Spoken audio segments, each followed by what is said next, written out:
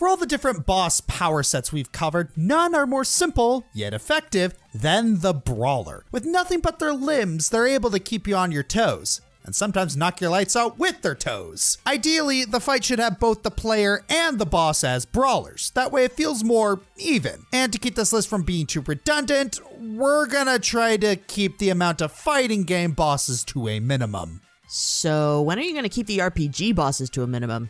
That's...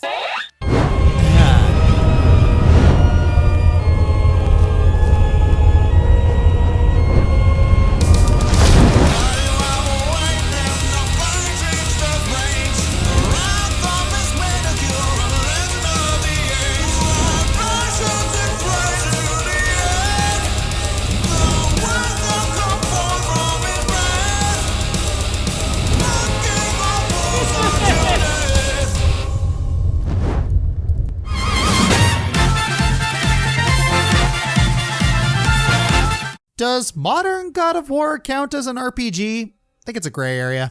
I've been playing through Ragnarok and I think I'm overall happy with how the series has evolved from the old Greek mythology roots to the, well, Old Norse mythology roots. Wonder if they're gonna do Japanese mythology next. Or dare I say, Zoroastrianism. So, when you're coming up with the main bad guy of your first Norse game, you need a big bad god. It's too soon for heavy hitters like Odin or Thor. Guess they're doing something different with Loki. How about another Odin son? Maybe Baldur? No, not that one.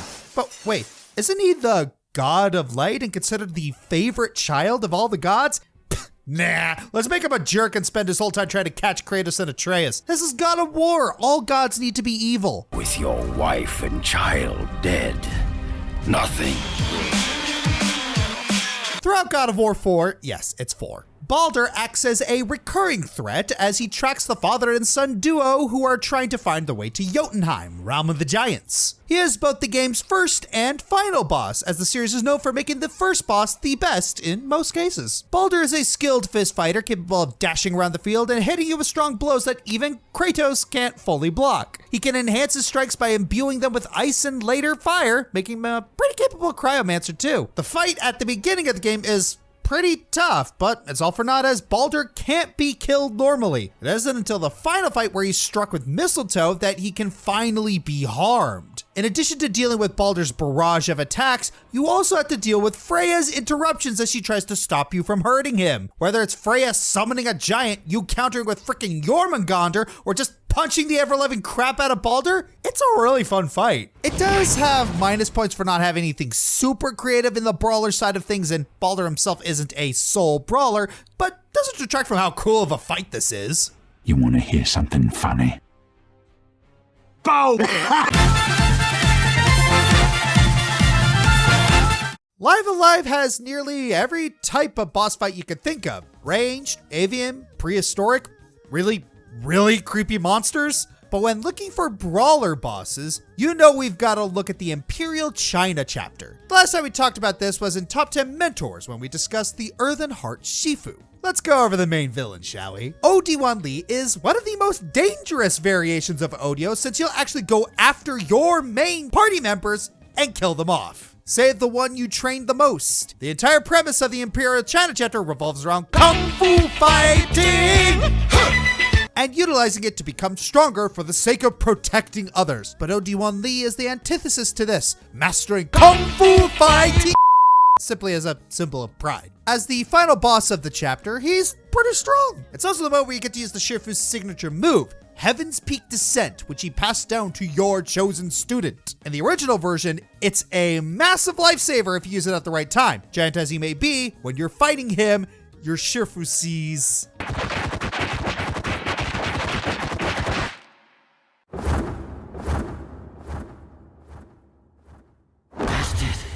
By this weakling? This cannot be.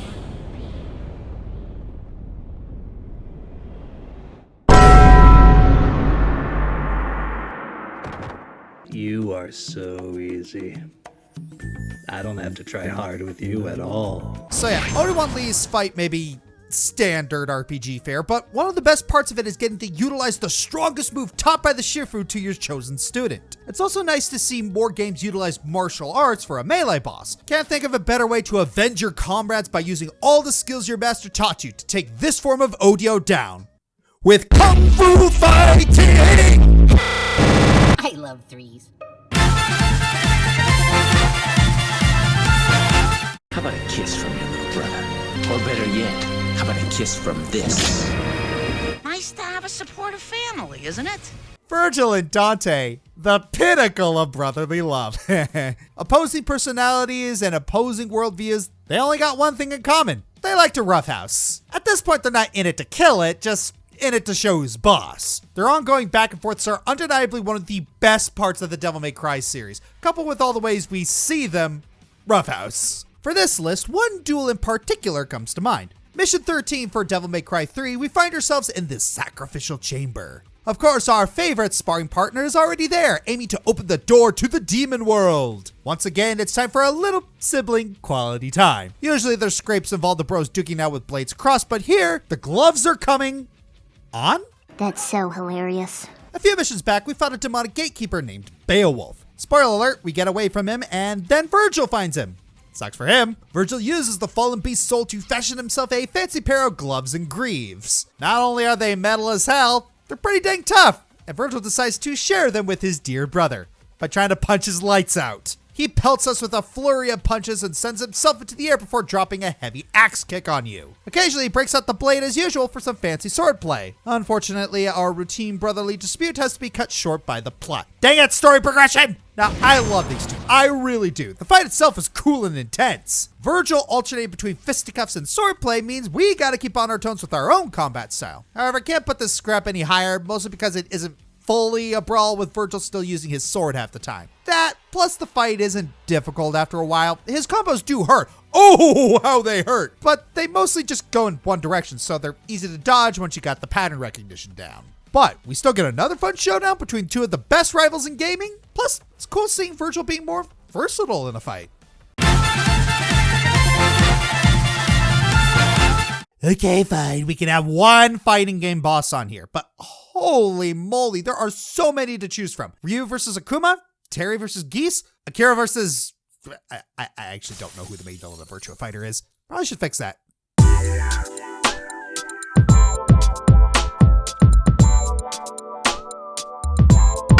Anywho, my choice is easily the final battle of Tekken 8, which did come out recently, so there will be spoilers here. You have been warned. Anyways, it's Jin versus Kazuya. After 30 years of the Mishimas punching each other and dropping each other into volcanoes, we finally had the final battle between father and son. Let me set the stage. Kazuya was successful in killing Heihachi and taking over the Mishima Zaibatsu. He then set the world on fire again to obtain total control and to complete his sneaker collection. Yes, that last part is also true. Look at his arcade ending. These shits rule. These shits suck.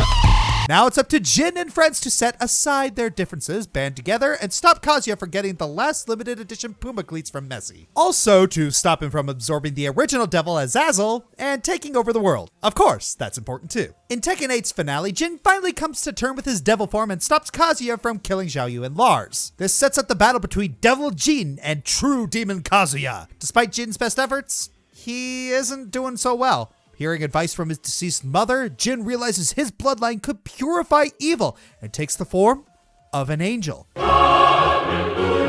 Angel Jin and Devil Kazuya duke it out on a falling meteor in space, fighting evenly matched. Eventually, the clash of powers causes Jin's angel form to purify the Devil Jin out of both of them, and the two fall towards Earth. The two recover in the middle of a typhoon with both of their devils gone. With that, and just father and son left, they do one last fight to decide their fates. Kazuya fights with all of the skills and strategies he's learned over the years. Jin, accepting his lineage, fights with both the Mishima and Kazuma styles to overcome his father. It's an insane fight that finally puts to rest the 30-year rivalry that we have seen between this family. The fight could end in either Kazuya or Jin's defeat. You hope to win as Jin and defeat Kazuya, but diehard fans know what Kazuya's gone through. It's emotional, action-packed, and shows two brawlers going head-to-head. What more can you want?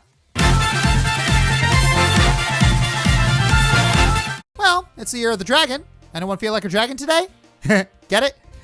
Yeah, I'm disappointed too. We've talked about Kiryu and his fight in Yakuza 7 a couple of times by now, and honestly, it's not going away anytime soon. You spend 7-ish games playing with the same pro tag, and when you move on to a new pro tag, you gotta fight him in a no-holds-barred match? Mwah. Primo! At this point in Like a Dragon, Ichiban is not in a good mood. His mentor was killed after finally reconciling, and it was his mentor's son who ordered the hit. Our guy is trying to balance grieving for his mother and trying to stop his killer from gaining power. Just as Ichiban was about to kill someone out of frustration, he was stopped by Kiryu. Kiryu taunts Ichiban for his actions, but he don't want to hear it. At least until Kiryu said he had info relating to the guy Ichi was looking for. And she confronts him that night looking for said info, but Dragon ain't giving it away for free. Kiryu might not be much of a Dragon Quest fan as Ichi is, but he's played enough games to know what a Dragon Guardian is. He's the boss in Ichi's way, and he's not giving up without a fight. Kiryu will fight you with the 4 styles he's developed over the series. The balanced brawler style, the fast-paced rush style, the wide-hitting beast style, and his signature Dragon of Dojima style. As you knock out his HP, he'll switch between the different styles, changing his stats and healing any status effects he's been inflicted. Each style uses different moves that he's used throughout the series. Your best bet is to bring blunt resistance and probably have a female or two on your team as he won't attack them. It's a tough fight, but it's Kiryu. What did you expect? After the fight, you learn Kiryu provoked Ichi to calm him down. Counterintuitive, but okay. He has been in the same position as Ichi a dozen times, yeah, so he acts as a barrier for Ichi to take out his anger. It's a passing of the torch moment, leading to a developing friendship between the two that's expanded upon in Infinite Wealth, which we will probably talk about one day. I talk about Asura's Wrath a lot on this channel. Kind of surprising I never touched on the deuteragonist. Let's fix that! Yasha is a demigod and a member of the 7 deities led by Deus. He's also Asura's brother-in-law, so there's a bit of a familial bond in their duties. Well, that is until Deus decided to ruin everything, killed his sister, and kidnapped his niece to power some Goma killing machine. Yasha's put in an awkward position where he has to shut off his emotion and believe that Deus's plans are for the greater good. This inevitably puts him at odds against Asura, who's understandably unappreciative of Yasha's Camus attitude. You get introduced to Yasha's fighting style, being a speedy acrobat with karate chops and jump kicks akin to slicing with a sword. Though, admittedly, Asura is still the star of the show here, considering he started Yasha with no arms. He can still land a good headbutt or two. Afterwards, you don't really get to fight Yasha again for a while, because he goes on his own mission of self-realization. Soon enough, he comes to terms that Deus' mission might have been a bad idea. That's right, he can be taught! He reconciles with Asura after defeating his berserk form, and they both team up once again to give Deus and Fleet Trigoma a good smackdown. But it didn't end there because of course it doesn't. Chakravartin defeats Asura, and Yasha is forced to help him retreat. This is where Yasha's redemption comes full circle. He continues to protect Asura from the remaining Goma until he's able to transfer to him his own mantra core. Ultimately, he sacrificed all he had left so Asura could keep fighting. Finally, Asura wakes up and Yasha tests him with one final duel. His attacks are much more versatile now, with a good mix of dashing, teleportation, and beam cutters coming out of his karate chops. Adding more to the cinematic value, the fight is interjected with a flashback, and surprise, surprise, it's also a boss fight. Asura and Yasha reminisce about trading blows while falling from the sky, all the while reminding themselves of the mutual bond that keeps them fighting. Back to present, Yasha is finally on his last legs. He channels all of his remaining mantra to extend his array of beam cutters, spin kicks, and a whirlwind punch. A good one this time, so you don't have a window to fall off and instantly die here. Eat your heart out, Jasper. Finally, the two trade one final flurry of kicks and punches until all there is left is the finishing blow. We waited for the final trigger to come, but then it stopped. Asura finds out what Yasha did and returns the favor with one last fist bump. The final fight against Yasha is an incredible mix of drama and spectacle. Yasha proved himself a brawler on par with Asura throughout the game, and he ends his legacy with not only a battle that keeps Asura on his toes, but a reminder that from now on, you'll always be on his side. So I will admit, as awesome as he is, making him squeal mid-sentence never fails to make me laugh. Decide what... No More Heroes has you fight your way through each member of the United Assassins Association, each one crazier than the last. This perfectly sets the stage for the #1 fight. Welcome to my castle. Upon meeting Dark Star, you find out that he's the seemingly murdered father of Travis, who looks absolutely nothing like him. Then Jean, your long-lost ex-girlfriend only mentioned in the manual, kills him. What a twist! Yeah, turns out she killed your parents and was your half-sister the whole time. Ew. What a twist! That and some other stuff which I'm pretty sure we're not allowed to talk about without getting demonetized. You know that manga called Miyuki? The Japanese one?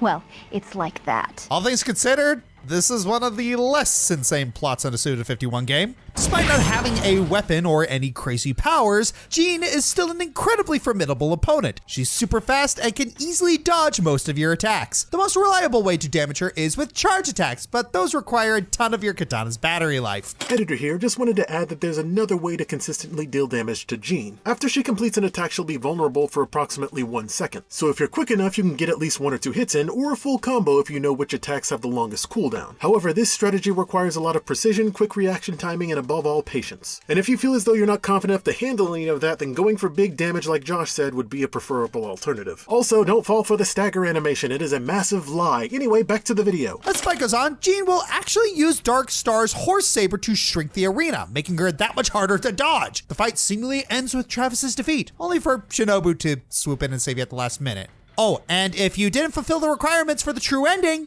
she's actually the final boss. Why would you bring up something like that at the very last minute?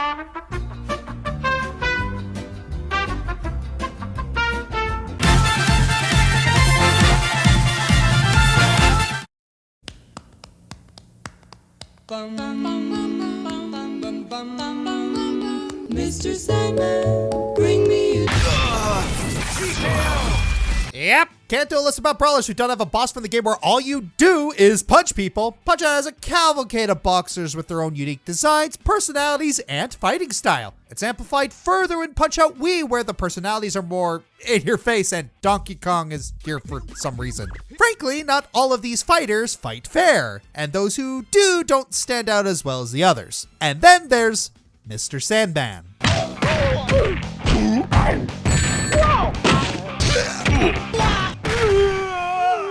Mr. Sandman has appeared in every console Punch-Out title up to this point, alongside Ball Bull and Super Macho Man. Huh, does that make them the Triforce of the series? Super Macho Man is usually the one ranked highest of the 3, although with how gimmicky and exploitable he is, it's harder to take him seriously than it is to beat him. So, makes sense Punch-Out Wii would return to its roots of the arcade and Japanese versions by featuring Sandman as the world champion and final boss. As his name implies, Mr. Sandman is hell-bent on putting you to sleep. His punches are fast and painful, and it's even more panic-inducing if you're not prepared to predict his fake-outs. He's the only fighter who always blocks his head when you stun him, so you have to be prepared to alternate between high and low jabs to sufficiently damage him. And then there's the Dreamland Express, 3 furious uppercuts nigh guaranteed to instant KO you. This attack alone makes Sandman a worthy champion. No tricks or gimmicks behind it. Just Sandman scarring the crap out of you with his deadly punches. And that's not even the high point. In title defense, Sandman brings a whole new style of boxing.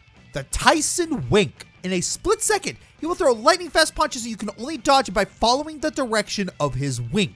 And it all comes together in the final knockout round. He goes on an absolute rampage with those wink punches until you tire him out and finish him off with a good slug to the jaw. While Ball Bull and Macho Man rely on gimmicks to stay afloat, Sandman stands firm with sheer strength, agility, and wit alone. This is a challenging and rewarding fight if you can find the hidden counters and knock him out in record time. It's a major risk to take, but if it means you get to surpass this behemoth of a man, boy, is it worth it. Oh, Mad World, a bizarre little art project that teeters the lines between hilariously over the top and gruesomely violent, all with a comic book-like aesthetic. How over the top can it be? Just look at the final boss, the Black Baron. All the charm of a stereotypical pimp with bling to match. He acts as the MC for Death Watch, introducing and demonstrating the bloodbath challenges throughout the tournament. He also turns out to be the current champion. I can't say I'm surprised, considering he's basically immortal. Seriously, every time he introduces a challenge, he gets injured or mauled, but the next challenge, he's like, got better. So, in a way, him being king of the hill doesn't seem that shocking. What is shocking is how he backs his royal status up. Aw, you brought a chainsaw to the fight. That's adorable. Baron don't need no chainsaw. He only got his fists, his feet, and his, lady acquaintances. He's a hard-hitting close combat master. In his first phase, he's more suave and laid back, as demonstrated with his first boss theme. I just kept hearing your name too much, and that's it. Now I just came to touch your backbone with a boot. I came to the tooth. It don't take much now, ain't that the truth? My boo got a thing for you. She really likes money, but the pain would do. He can't hang you a featherweight. I can't believe that you made it this far. It'll never take a lot of work to make it levitate. I strike first, don't hesitate to populate the murder rate. You just sealed your fate. On the holidays, that'll be one less play. If you make it past the first power struggle, Baron ain't playing around no more. Music kicks up and his smooth swagger is replaced with seething rage. He starts fighting with a much stronger kick and uppercut that can send you flying out of the ring. Oh, if you get knocked out of the ring, his lady friends will start beating you to a bloody pulp. Even a black hole move that can insta-kill you. If by some miracle you survive that, you just gotta trade blows with him in one last power struggle. Make it through in one piece and, well, let's just say Jack gets to practice his backswing. All right, we'll call it a draw. How could I not fit this on the list? Black Baron's brawl is insane. He puts his whole body into his fighting style, and the way the music in each phase reflects his mood was perfect. It's a legitimate death match, but it feels so satisfying to topple the king, especially since it's implied that he's not really black, just sporting blackface. If that's true, he deserves way worse than a smackdown. So, is this guy really a Baron? No, as a matter of fact, he's not even black. Really? He looks like a black guy. Why does that matter? Why do you have to bring race into it? I didn't. I just asked if the guy was a real Baron. Racist. Akuma, Street Fighter. Being able to unlock him was hard enough. Actually, beating him is the real challenge. Crow, Def Jam, Fight for New York. The time-honored tradition of street fighting games. Someone pulling out a gun and failing. Senator Armstrong, Metal Gear Rising. He is hard at first, but if you've been paying attention, it's only a matter of timing. The Sam version could go f*** itself though. The Master, Paper Mario. Out of anyone, it's a Toad that ends up having stats to rival Bowser. He even goes Super Saiyan for the final fight. Yang, Shifu. If your opening gambit for this game was to use focus skills, prepare to be humbled. Chai, Shenmue. You don't get a lot of time to master the combat, but then you remember, oh wait, grabs and throws are broken. Maylene, Pokemon Gen 4. Came here expecting a standard fighting gym only to be blindsided by a frickin' Lucario.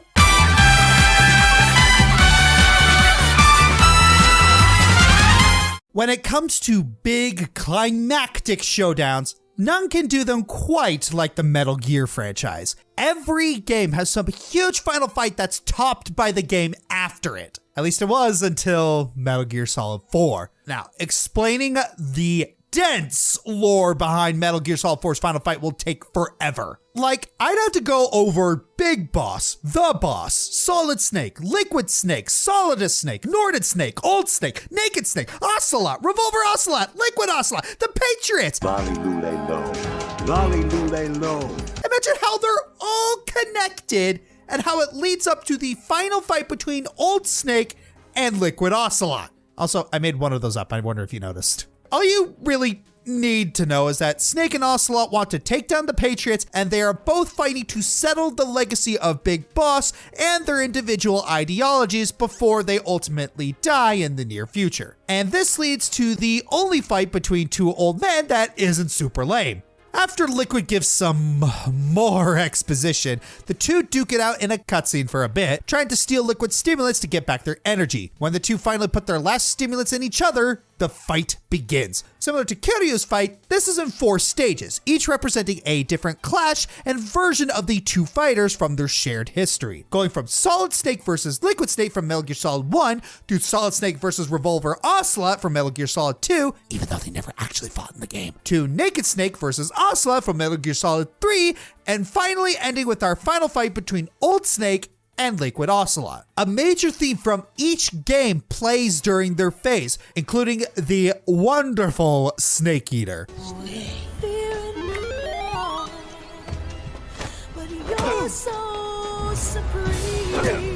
Ocelot will change his fighting style depending on the game too. This all leads to the Metal Gear Solid 4 phase where Snake and Ocelot will punch each other one at a time until the last person falls, which is Ocelot in this case. Snake comes up triumphant as he defeats his brother's psyche and his father's rival's body. don't ask. It'll take too long. Snake vs. Ocelot is just a really good final boss fight. While there are flashier fights on the list, shouldn't be understated how much this fight meant to people and how it influenced gaming as a whole. I'm JoshScorcher, and next time the bosses may be a little transparent. Or maybe they were never there to begin with. Ooh.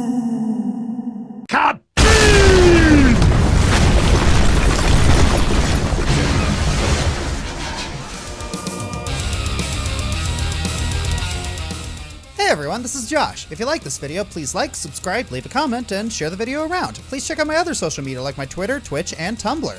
Check out my other channels such as Joshua Burner for reactions and other stuff, Dragon Fighter Gaming for tabletop, and Bob Equestria for cartoons. Consider checking below the video and donating to my Patreon, Streamlabs for my merchandise, or becoming a YouTube member. Thanks for watching.